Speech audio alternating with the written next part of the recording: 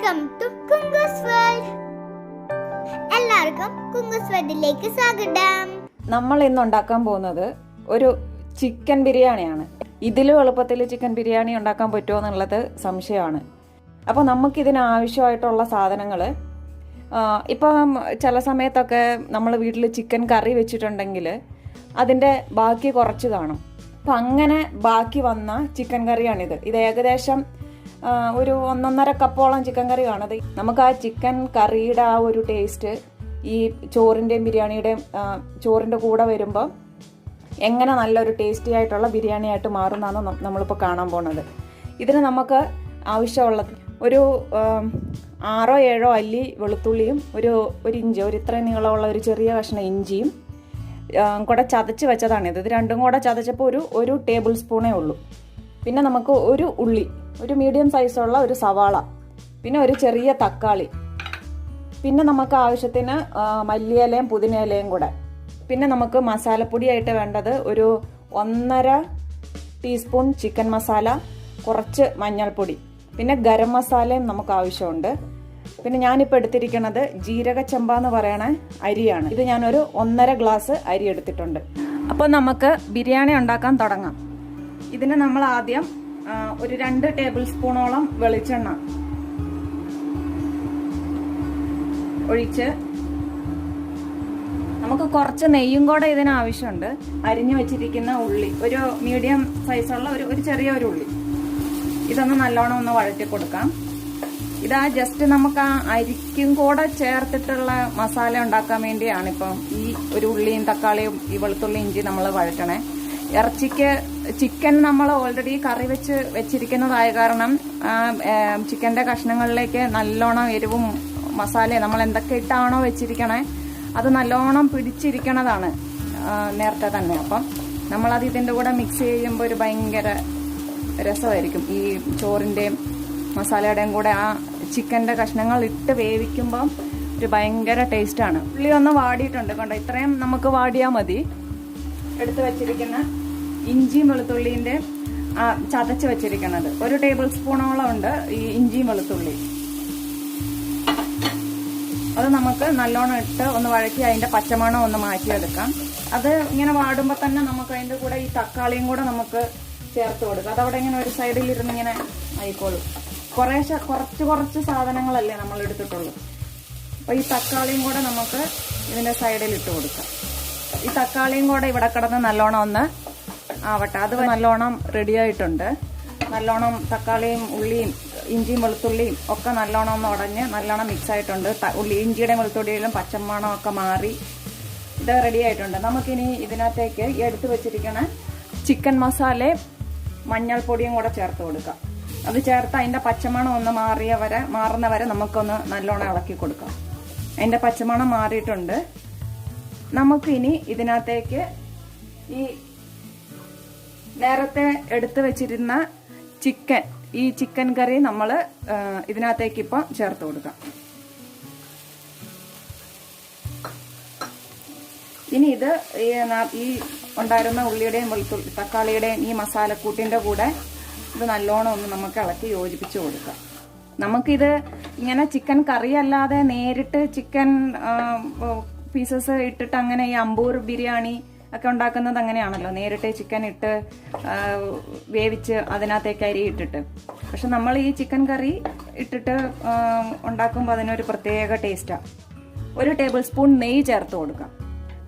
ഈ നെയ്യും എണ്ണയൊക്കെ നിങ്ങൾക്ക് നിങ്ങളുടെ ടേസ്റ്റിനും ഇഷ്ടത്തിനും അനുസരിച്ചും ചേർക്കാം കേട്ടോ. ഞാനിവിടെ വളരെ കുറച്ച് എണ്ണയും നെയ്യും ഒക്കെ ഞാൻ ഉപയോഗിക്കാറുള്ളൂ. ഇനി ഇത് ഒന്നുകൂടെ നമുക്ക് നല്ലോണം ഒന്ന് ഇളക്കി കൊടുക്കാം. ഇനി നമുക്ക് ഇതിനകത്തേക്ക് എടുത്തു വെച്ചിരിക്കുന്ന അരി ചേർത്ത് കൊടുക്കാം. ഇത് 1.5 ഗ്ലാസ് ജീരകച്ചമ്പ അരിയാണ്. ആ ഉള്ളിയും തക്കാളിയൊക്കെ വഴറ്റുന്ന നേരം കൊണ്ട് നമുക്ക് ഈ അരി കഴുകി എടുത്തു വെക്കാം. ഞാൻ വെള്ളത്തിൽ കുതിരാനൊന്നും സാധാരണ ഇട്ട് വെക്കാറില്ല അരി. നമ്മൾ ഈ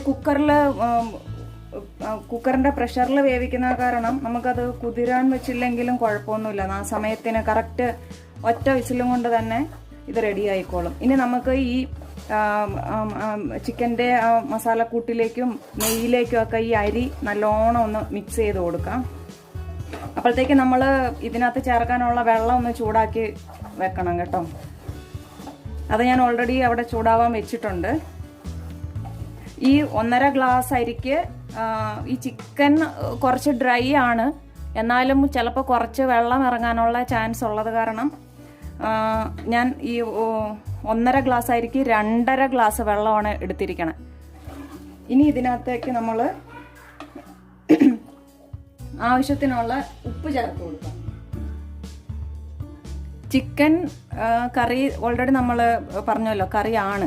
അപ്പോൾ ഈ അരിക്കുള്ള മസാലയ്ക്കും അരിക്കുമുള്ള ഉപ്പ് ചേർത്താൽ മതി. ഈ സമയത്ത് നമുക്ക് ഗരം മസാല, അത് നമ്മൾ ഇതിനകത്ത് ബിരിയാണി മസാല അങ്ങനെയൊന്നും നമ്മൾ ഉപയോഗിക്കുന്നില്ല. ഈ ഗരം മസാലയാണ് നമുക്കിപ്പോൾ ഈ ചിക്കൻ ബിരിയാണിക്ക് ആവശ്യമുള്ള ഒരു ബിരിയാണിയുടെ മണം നമുക്ക് തരണത്. അപ്പം 1 ടീസ്പൂൺ നിറച്ച് ഗരം മസാല നമുക്ക് ചേർത്ത് കൊടുക്കാം. ഈ പട്ടയും ഗ്രാമ്പും ഏലക്കയൊക്കെ നമുക്ക് അങ്ങനെ തന്നെ ആദ്യം നമ്മൾ ഉള്ളി വഴറ്റാൻ വേണ്ടി എണ്ണ വെക്കണ സമയത്ത് ആദ്യം തന്നെ അത് നമുക്ക് പൊട്ടിച്ച് ചേർക്കാം. ഇതിനകത്ത് പൊട്ടിക്കുക എന്ന് പറഞ്ഞാൽ എണ്ണയ്ക്കകത്ത് വഴറ്റി നമുക്ക് ചേർക്കാം. നമുക്കിനി ഇതിനകത്തേക്ക് അരിഞ്ഞു വെച്ചിരിക്കുന്ന മല്ലിയിലയും പുതിനയിലയും കൂടെ നമുക്ക് ഇപ്പം തന്നെ ചേർത്ത് കൊടുക്കാം. ഈ മല്ലിയും ഈ പുതിനയിലയും കുറച്ചിട്ടാൽ തന്നെയാണ് ആ ബിരിയാണിയുടെ ഒരു നല്ലൊരു ഫ്ലേവർ നമുക്ക് കിട്ടുന്നത്. ഇനി ഇതൊന്ന് ഒരു വിസിൽ വരണ വരെ നമ്മളൊന്ന് വെയിറ്റ് ചെയ്യണം. ആ ഒരു വിസിൽ വന്ന് അത് കംപ്ലീറ്റ് അതിൻ്റെ പ്രഷർ റിലീസ് ആവണ വരെ നമ്മൾ വെയിറ്റ് ചെയ്യണം. അതിനു മുമ്പ് ഉപ്പൊന്ന് പാകമാണോ എന്ന് നോക്കാം കേട്ടോ. ഈ സമയത്ത് വേണം നമ്മൾ ഈ എരിവും ഉപ്പും പുളിയൊക്കെ പാകമാണോ എന്ന് നോക്കാൻ. അപ്പം നമുക്കിനി ഇതൊന്ന് ഹൈ ഫ്ലെയിമിലോട്ട്, ഇപ്പം മീഡിയം ഫ്ലെയിമിലായിരുന്നു ഇത്രയും നേരം, നമുക്കിതിന് ഹൈ ഫ്ലെയിമിലേക്ക് മാറ്റിയിട്ട് ഇതുണ്ടോ തിളയ്ക്കാൻ തുടങ്ങിയിട്ടുണ്ട്. ഹൈ ഫ്ലെയിമിലേക്ക് മാറ്റി ഒരു വിസിൽ വരണ വരെ വെയിറ്റ് ചെയ്യാം. ഇതൊന്ന് നമുക്ക് മൂടി വെച്ച് വെയിറ്റ് ചെയ്യാം. അപ്പം നമ്മുടെ ഈ ബിരിയാണിയുടെ പ്രഷറൊക്കെ കംപ്ലീറ്റ് പോയിട്ടുണ്ട്. നമുക്കിനി ഇതൊന്ന് തുറന്ന് നോക്കാം. നല്ല മണമൊക്കെ വരുന്നുണ്ട്. ഇത് ബിരിയാണി നല്ലോണം സെറ്റായിട്ടുണ്ട്. നമുക്കതൊന്ന് മെല്ലെ ഒന്ന് ഇളക്കി നോക്കാം. കണ്ടോ, ഇത് ബിരിയാണി ഇങ്ങനെ കുഴഞ്ഞൊന്നും പോയിട്ടില്ല, പാകത്തിന് ഇത് റെഡി ആയിട്ടുണ്ട്. ആ ഇറച്ചിയുടെ മസാലയും അതിൻ്റെ ആ ഒരു വെള്ളവും ഗ്രേവിയും ഒക്കെ ഈ ചോറിൽ നല്ലോണം പിടിച്ച്, ചോറിൻ്റെ കളർ തന്നെ കണ്ടോ, നല്ല മസാലയിൽ നിറഞ്ഞിരിക്കണേ. അപ്പോൾ നമുക്കിതിന് നല്ലോണം ഇങ്ങനെ ഒന്ന് ഇളക്കി കൊടുക്കാം. ചിക്കൻ്റെ പീസസ് ഒക്കെ ആണെങ്കിലും കണ്ടോ ഇങ്ങനെ കിടക്കണം. അത് വെന്തുടഞ്ഞു പോയിട്ടൊന്നുമില്ല ചിക്കൻ്റെ ഈ പീസസ് ആണെങ്കിലും. അപ്പോൾ നമ്മുടെ ടേസ്റ്റി ആയിട്ടുള്ള എളുപ്പത്തിൽ തയ്യാറാക്കാൻ പറ്റുന്ന ചിക്കൻ ബിരിയാണി ഇവിടെ റെഡി ആയിട്ടുണ്ട്. കണ്ടില്ലേ, നമ്മുടെ ടേസ്റ്റി ആയിട്ടുള്ള ചിക്കൻ ബിരിയാണി റെഡി ആയിട്ടുണ്ട്. ഇത് നമുക്ക് സാധാരണ തൈര് സാലഡിൻ്റെ കൂടെ, ഉള്ളിയും കുക്കുംബറൊക്കെ ഇട്ടിട്ടുള്ള സാലഡിൻ്റെ കൂടെയും കുറച്ച് അച്ചാറിൻ്റെ കൂടെയും നമുക്കിത് കഴിക്കാവുന്നതാണ്. ഇത് വളരെ എളുപ്പത്തിൽ ഏറ്റവും കുറഞ്ഞ സാധനങ്ങൾ വെച്ചിട്ട് നമുക്കിത് ചെയ്ത് തീർക്കാൻ പറ്റും. എനിക്ക് മൊത്തത്തിൽ ഒരു 15-20 മിനിറ്റ് കൊണ്ട് ഈ ബിരിയാണി ഞാൻ പ്ലേറ്റ് ചെയ്ത് കഴിഞ്ഞു. അപ്പം എല്ലാവരും ഇതൊന്ന് ട്രൈ ചെയ്ത് നോക്കണേ. Thank you. Be happy, stay safe.